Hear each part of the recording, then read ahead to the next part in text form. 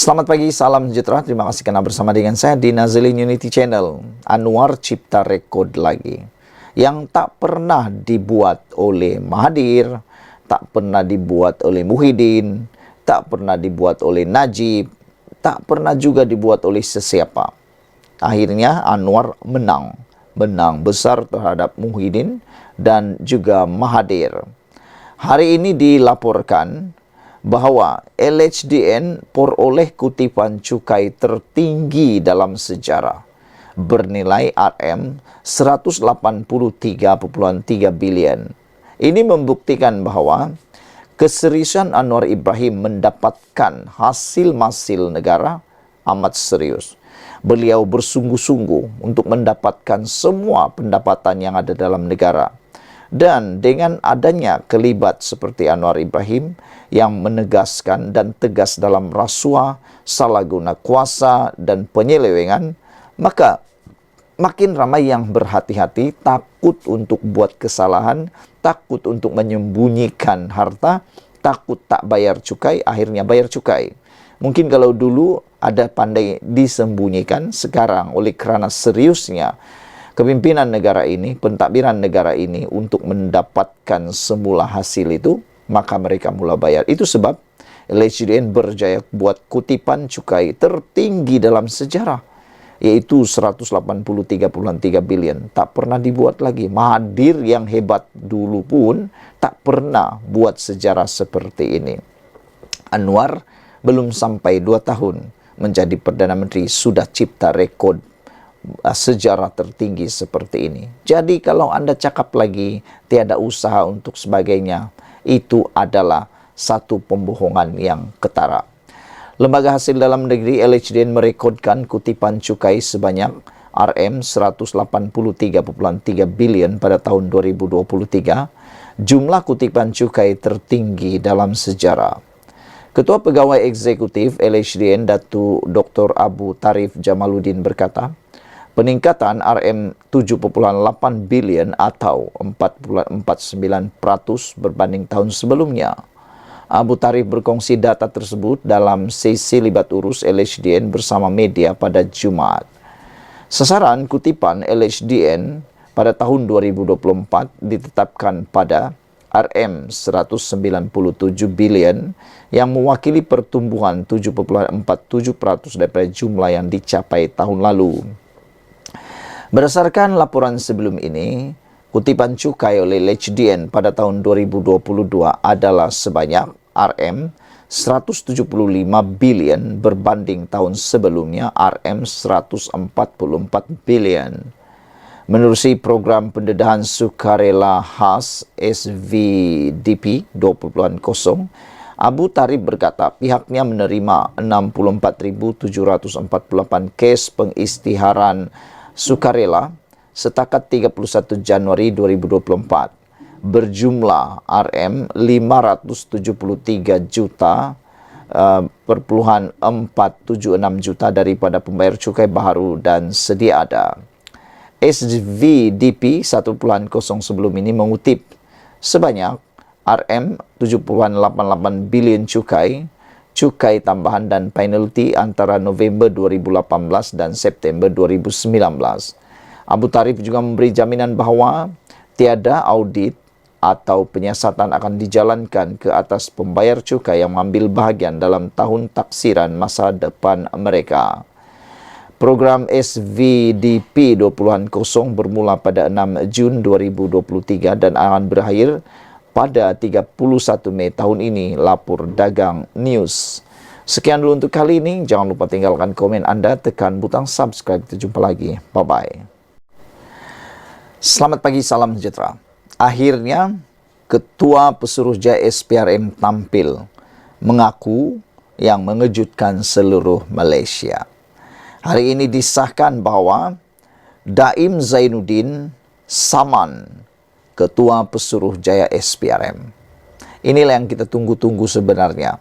Bukan apa? Bukan kita tunggu SPRM disaman, tapi ini yang kita tunggu-tunggu. Dengan Daim menyaman SPRM, ada netizen kata Daim sengaja mencipta jerat sendiri. Silap-silap hari bulan, jeratnya itu akan mengena Daim sendiri, kata netizen dan juga penganalisis politik. Karena apabila Daim menyaman Ketua Suruhanjaya SPRM, maka banyak perkara yang akan terbongkar secara otomatis. Apabila isunya dibawa ke dalam mahkamah, pasti satu persatu saksi bukti akan ditonjolkan. Jadi, terpulanglah, adakah bukti ataupun dokumen ataupun pendedahan yang akan dibuat dalam mahkamah akan lebih menjerat Daim Zainuddin?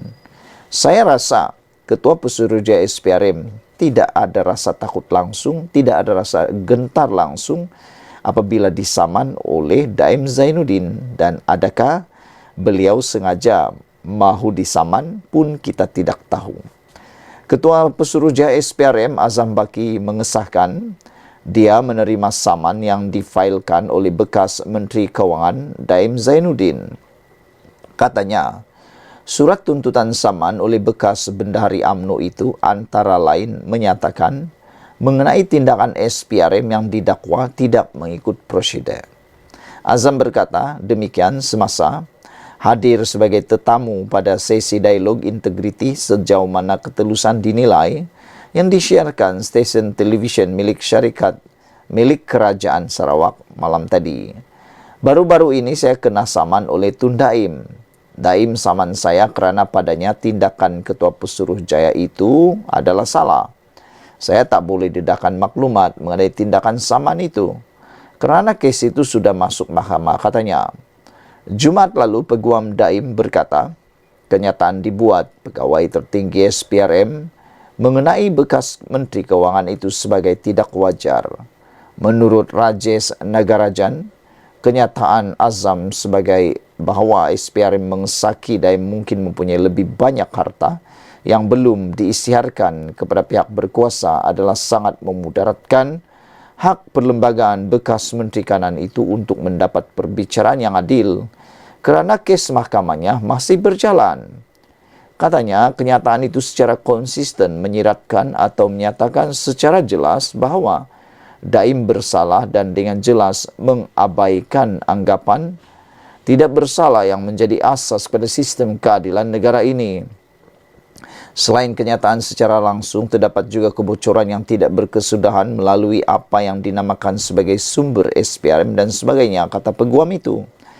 Sehari sebelumnya, Azam berkata SPRM mungkin memanggil Daim untuk disoal siasat semula untuk membuat pengesahan mengenai harta-harta yang tidak diisytiharkan.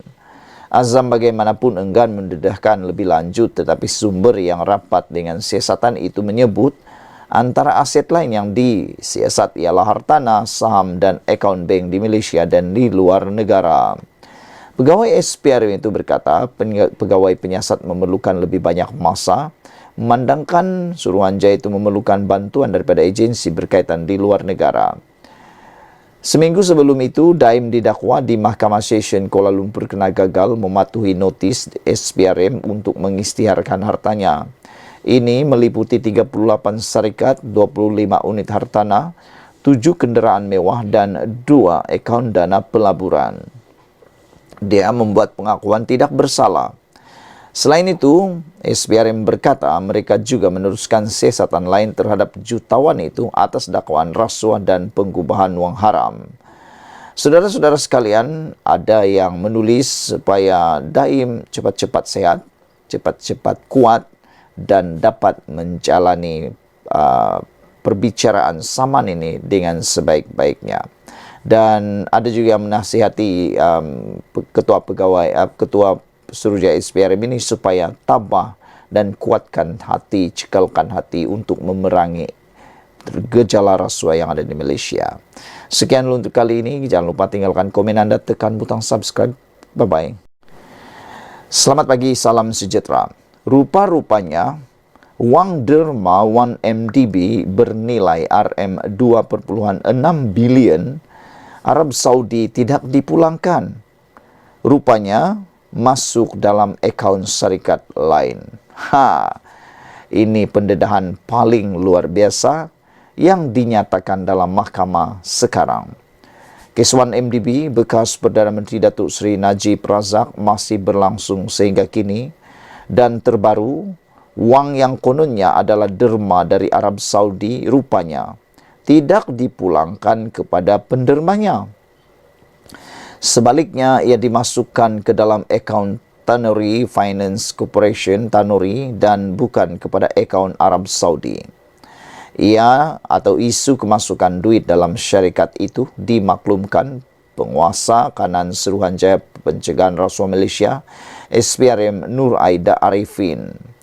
Pegawai penyiasat kes 1MDB di Mahkamah Tinggi Kuala Lumpur memaklumkan wang berkenaan telah dikembalikan semula ke akaun Tanuri pada Ogos 2013. Memetik sinar harian, saksi pendakwaan ke-49 itu yang menjawab soalan timbalan pendakwa raya Ahmad Akram Garib pada sesi pemeriksaan utama.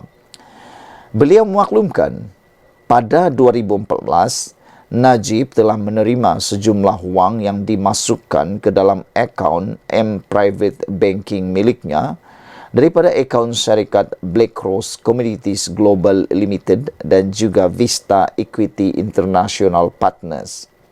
Tambahnya, sepanjang pemeriksaan dan siasatan dijalankan, pasukan penyiasat tidak menemui sebarang dokumen kepada Kerajaan Arab Saudi atau Raja Abdullah yang menunjukkan tanda penghargaan atau terima kasih atas derma yang diberikan.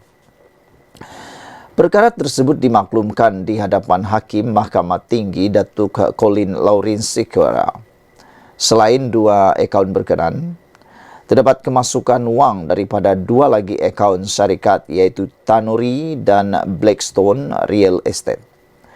Keempat-empat akaun syarikat ini adalah milik individu bernama Tan Kim Lung dan tidak mempunyai sebarang pertalian dengan Kerajaan Arab Saudi.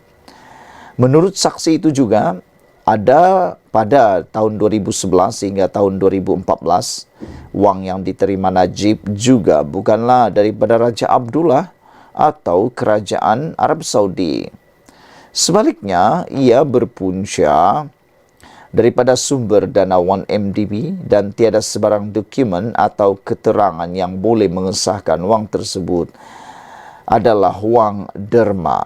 Saudara-saudara sekalian, ini satu pendedahan yang luar biasa yang baru kita tahu. Rupa-rupanya terbuktilah benar wang derma 1MDB RM 2.6 bilion Arab Saudi tidak dipulangkan. Rupanya masuk dalam akaun syarikat lain.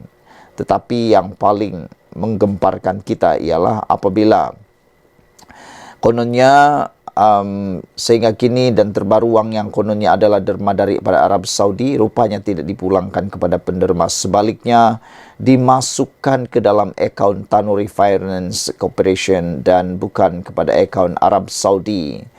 Selain daripada itu, di akhir daripada keterangan ini amat-amat mengejutkan kita apabila menurut saksi pada tahun 2011 hingga 2014 wang yang diterima Najib bukanlah daripada Raja Arab atau Kerajaan Arab Saudi. Sebaliknya, ia berpunca daripada sumber dana 1MDB dan tiada sebarang dokumen atau keterangan yang boleh mengesahkan wang tersebut adalah wang derma. Sekian dulu untuk kali ini. Jangan lupa tinggalkan komen anda, tekan butang subscribe. Jumpa lagi. Bye-bye. Selamat pagi, salam sejahtera. Terima kasih kerana bersama dengan saya di Nazilin Unity Channel. Dengan pendedahan di mahkamah ini, Najib makin terpuruk. Menurut Jasmine Law, pegawai bekas peguam 1MDB, beliau nyatakan Jolo beritahu supaya jangan risau selepas beliau tanya kenapa banyak duit dimasukkan dalam akaun Najib. Makna kata, memang ada duit masuk dalam akaun peribadi Najib. Bekas peguam 1MDB, Jasmine Law, memberitahu Mahkamah Tinggi hari ini bahawa Jolo memintanya tidak risau selepas beliau membangkitkan isu begitu banyak wang dipindah masuk ke dalam akaun bank peribadi Datuk Seri Najib Razak. Jasmine yang memberikan keterangan sebagai saksi pendakwaan ke-50 berkata, Ahli perniagaan dalam buruan itu atau nama sebenarnya Jolo atau Lo Tiak Jo menyuruhnya, jangan risau dan memberitahu, tidak perlu mengambil apa-apa tindakan kerana akan menguruskan segala-galanya. Jolo juga menyatakan sekiranya apa-apa terjadi kepadanya, dia mempunyai bukti menunjukkan apa yang dilakukan olehnya adalah mengikut permintaan, kehendak dan dalam pengetahuan Najib, katanya. Terdahulu, Jasmine berkata, Jolo memberitahunya, wang yang dimasukkan ke dalam akaun Najib adalah untuk dana politik Barisan Nasional BN, khususnya UMNO, ketika beliau saksi membangkitkan mengapa perlunya begitu banyak wang dimasukkan ke dalam akaun bekas Perdana Menteri itu. Beliau berkata selepas didesak dan ditanya berulang kali berkenan transaksi pindaan wang berkenan, Jolo menyuruhnya tidak risau berhubung perkara itu. Katanya beliau tidak tahu wang deposit security berjumlah ringgit Malaysia 579,943,490 dan RM 790,354,855 dimasukkan daripada akaun Abar Investment PJS Limited BVI ke dalam akaun Blackstone Asia Real Estate milik Tan Kim Long sekutu Jolo. Seterusnya dimasukkan ke dalam akaun lain termasuk akaun Najib ketika transaksi itu dilakukan atau dilaksanakan. Saya hanya mengetahui mengenai semua transaksi berkenan melalui media dan laporan Jabatan Kehakiman Amerika Syarikat DOJ pada 2015 dan 2016. Selepas mengetahuinya, saya bertanya, Jolo, apa sebenarnya yang berlaku? Beliau menyatakan semuanya adalah sah, yang mana transaksi dibuat disokong perjanjian seperti promissory notice, tetapi Jolo tidak memberi saya butiran dan tidak menjelaskan lebih lanjut. Pada kepercayaan saya pada masa itu, arahan yang diberikan oleh Jolo untuk pelaksanaan arahan di 1MDB adalah selari dengan kehendak Najib. Keputusan saya ini berasaskan kepada insiden Jolo ada meminta saya menyediakan dokumen untuk ditandatangani oleh Najib dan saya dapati ia akan dipulangkan lengkap dengan tanda tangan beliau. Jolo juga ada meminta saya menyediakan status projek atau talking point untuk dia memaklumkan perkembangan semasa kepada Najib, kata beliau lagi. Sekian dulu untuk kali ini, ikuti terus ulasan berkaitan Najib selepas ini. Selamat petang, salam sejahtera. Terima kasih karena bersama dengan saya di Nazilin Unity Channel. Pendedahan kali ini paling mengejutkan dalam kes 1MDB membabitkan Najib Tun Razak yang sedang meringkuk di penjara. Tak sudah-sudah tentang 1MDB. Walau bagaimanapun, selepas Najib mendapat pengampunan 50% dan pengurangan denda, kini nasib beliau semakin hari semakin malam. Ini apabila keterangan demi keterangan yang diberikan oleh Jasmine Lo, bekas peguam 1MDB, kini makin membuka pekung yang banyak tersembunyi sebelum ini. Kalau sebelum ini kita pernah mendengar Najib Tun Razak menafikan mengenali Jolo, dalam keterangan Jasmine Lo baru-baru ini, nampaknya pekungnya terbuka lagi apabila memang Najib mengenali Jolo. Selain daripada itu, apabila bercakap tentang surat daripada Putra Arab, rupa-rupanya tidak wujud pun surat itu, ianya hanya ditulis oleh orang yang diarahkan oleh Jolo. Dan terkini, 1MDB ditipu masukkan dana ke syarikat palsu. Ini yang berlaku. Bayangkan, syarikat kepunyaan negara ini, 1MDB ditipu masukkan dana ke syarikat palsu. Bekas peguam 1MDB, Jasmine Lo, hari ini memperincikan bagaimana syarikat pelaburan strategik itu diberdayakan dengan memindahkan sebanyak AS 576 juta 943.490 ke dalam syarikat luar pesisir palsu yang dikaitkan dengan ahli perniagaan dalam buruan, Low Tech Joe atau Jolo.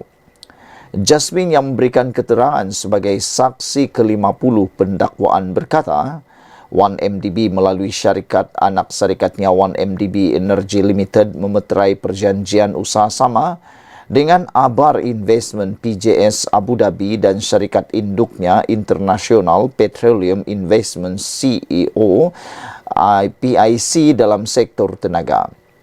Beliau membacakan pernyataan saksi berkata, pada April tahun 2012, Ketua Pegawai Eksekutif CEO Abar Investment PJS Abu Dhabi Muhammad Badawi Al-Muhusani datang ke Kuala Lumpur dan berjumpa CEO 1MDB Datuk Syahrul Azral Ibrahim Helmi di pejabat 1MDB dan kemudian berjumpa dengannya.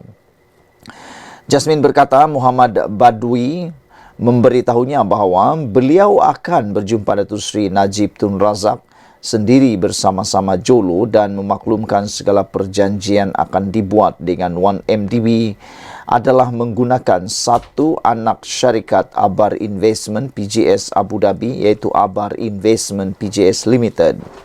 Katanya, beliau meminta dokumen yang menunjukkan dan mengesahkan ia adalah satu anak syarikat sebagai rujukan dan Muhammad Badwi menyuruhnya berhubung dengan Wayuni Siah daripada BSI Bank Singapura kerana Siah adalah pegawai bank yang membantunya menubuhkan anak syarikat itu.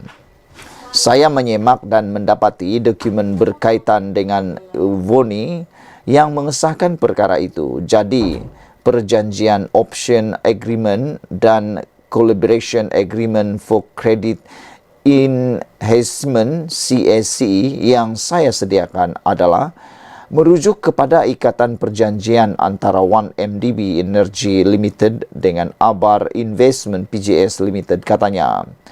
Bagaimanapun dalam perbicaraan sebelum ini, didedahkan bahawa Abar Investment PJS Limited adalah entiti palsu yang ditubuhkan oleh Jolo di Cyclus yang mana entiti sah yang sepatutnya mendapatkan dana itu dipanggil Abar Investment PJS tanpa limited. Jasmine berkata, seingatnya beliau memaklumkan perkara itu kepada Terence G, bekas Ketua Pegawai Kewangan 1MDB kerana beliau yang akan melaksanakan perjanjian dan meminta Terence berhati-hati kerana ada dua nama syarikat yang seakan sama. Saya memberitahunya ada dua syarikat dengan nama kelihatan serupa. Semua dokumen untuk usaha sama ini kemudian ditandatangani Syahrul Azral pada 21 Mei tahun 2012. Berhubung aturan pengiriman wang dan pembayaran sebanyak AS 579,943,490 daripada 1MDB Energy Ltd kepada Abar yang palsu. Saya tidak pernah mengendalikan sebarang kiriman wang kerana ia tanggungjawab Jabatan Kewangan diketuai Terence pada masa itu, katanya. Perbicaraan di hadapan Hakim Datuk Collins Lawrence Sukira bersambung Jumaat ini. Sekian dulu untuk kali ini. Jangan lupa tinggalkan komen anda, tekan butang subscribe. Kita jumpa lagi. Bye-bye.